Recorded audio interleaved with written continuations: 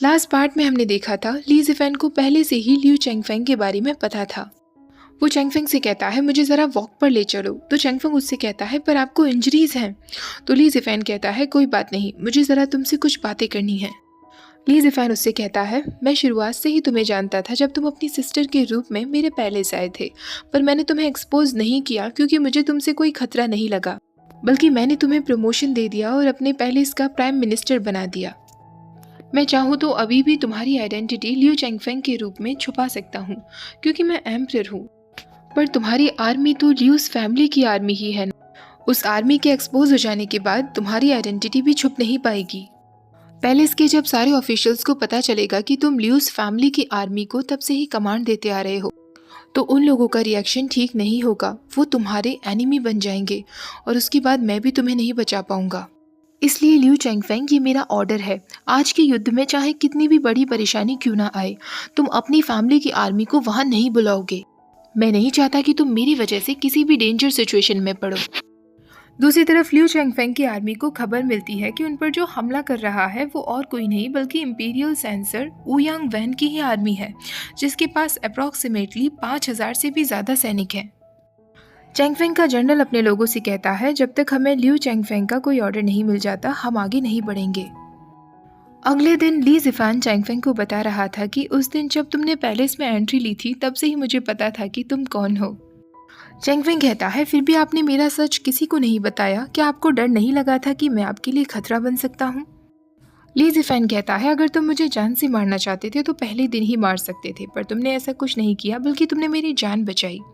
मैंने तुम्हारा राज इसलिए नहीं खोला क्योंकि मैं क्यूरियस हो रहा था ये जानने के लिए कि आखिरकार तुम भेस बदल कर मेरे एम्पायर में क्यों आए, और दूसरा इसलिए भी क्योंकि मुझे सच में अपने पास तुम्हारी ज़रूरत थी।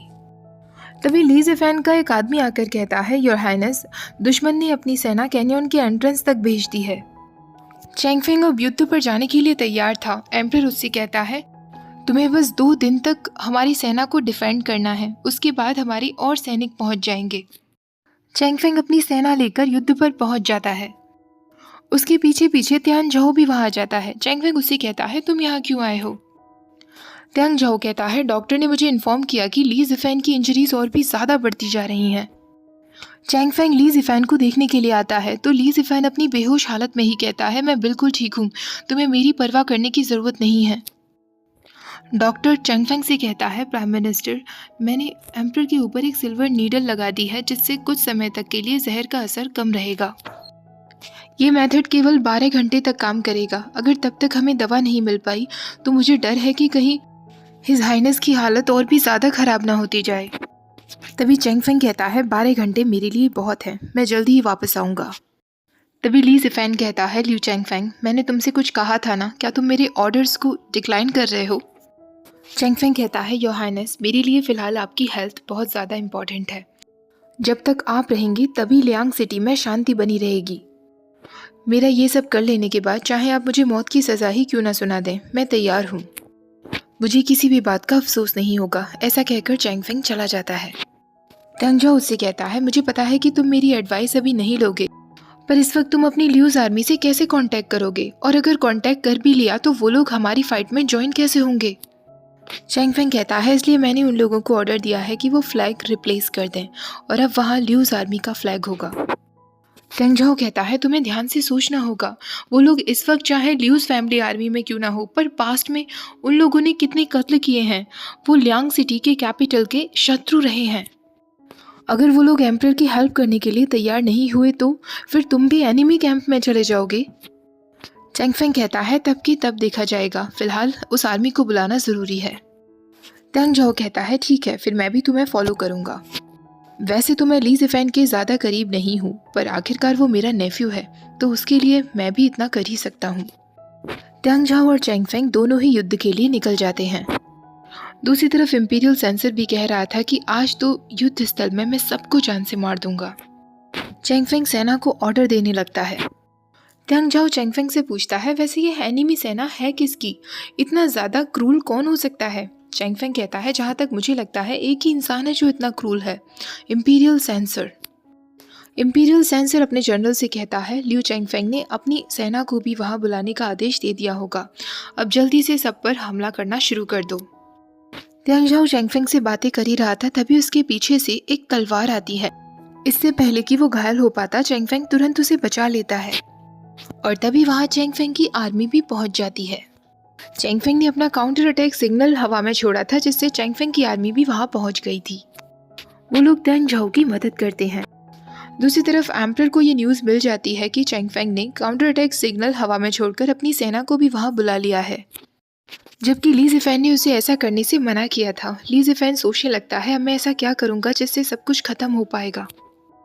आखिरकार चैंगफेंग की सेना मिलकर इंपीरियल सेंसर को कैद कर लेते हैं। इंपीरियल सेंसर उससे कहता है, लियू चैंगफेंग, इस बार मैं हारा ज़रूर हूँ, पर इतनी आसानी से मैं तुम्हें नहीं छोड़ूंगा।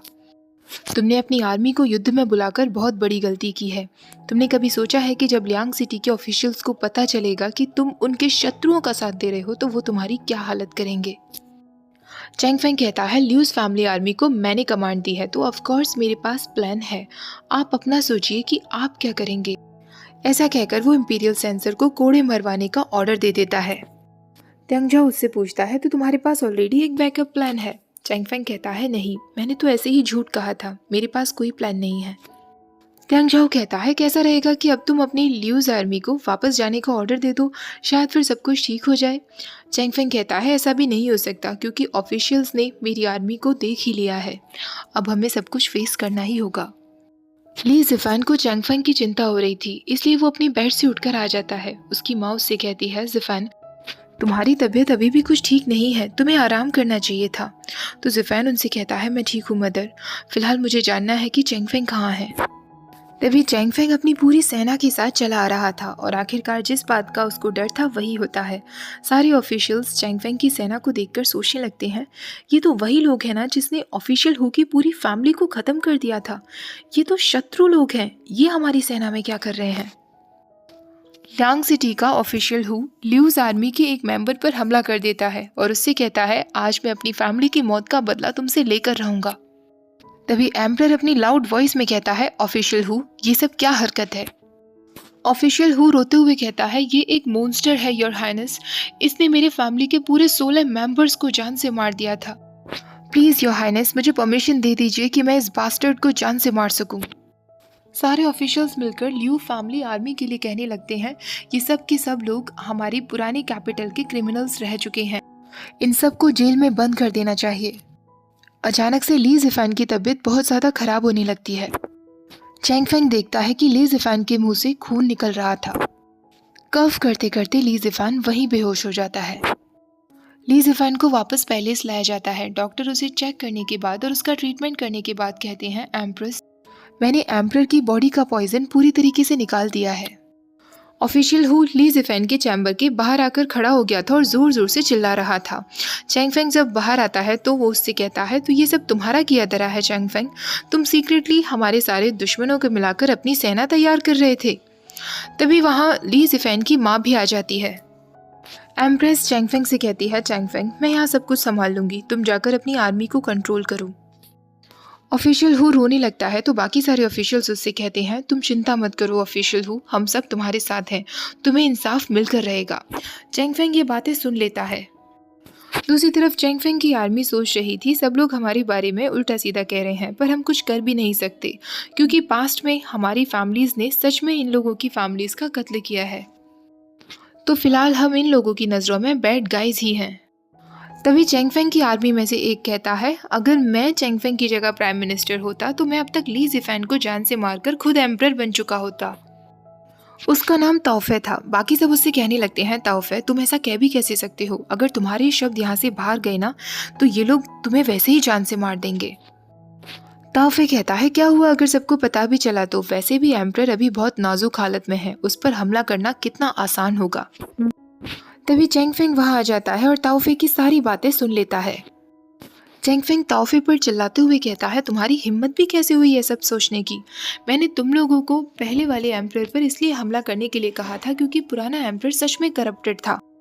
मैंने तुम लोगों को सबसे छुपा कर रखा और आज तक प्रोटेक्ट करता आया हूँ, क्योंकि ल्यूज आर्मी लोगों की मदद के लिए बनाई गई है, ना कि इसलिए कि वो एम्परर पर हमला करके खुद एम्परर बनने के बारे में सोचें। ली ज़िफ़ेन के एम्परर बनने के बाद लियांग सिटी एकदम पीसफुल हो गई है। ली ज़िफ़ेन एक करप्टेड किंग नहीं है। क्योंकि ताओफे में इतनी हिम्मत थी कि उसने एम्परर के बारे में ऐसा कुछ सोचना चाहा, अभी कि अभी उसे बाहर ले जाकर पनिश किया जाए और उसे 20 कोड़े मारे जाएं। अब से ताओफे ल्यूज फैमिली आर्मी का हिस्सा नहीं है। ताओफे कहता है, ये आप क्या कह रहे हैं प्राइम मिनिस्टर? पर चेंगफेंग उसकी कोई बात नहीं सुनता। ताओफे को वहाँ से ले जाया जाता है। ओके गाइस, आज के इस पार्ट को यहीं ख़त्म करती हूँ। वीडियो अच्छी लगी हो तो प्लीज़ वीडियो को लाइक, शेयर, चैनल को सब्सक्राइब करना मत भूलिएगा। Thank you for watching. Bye bye.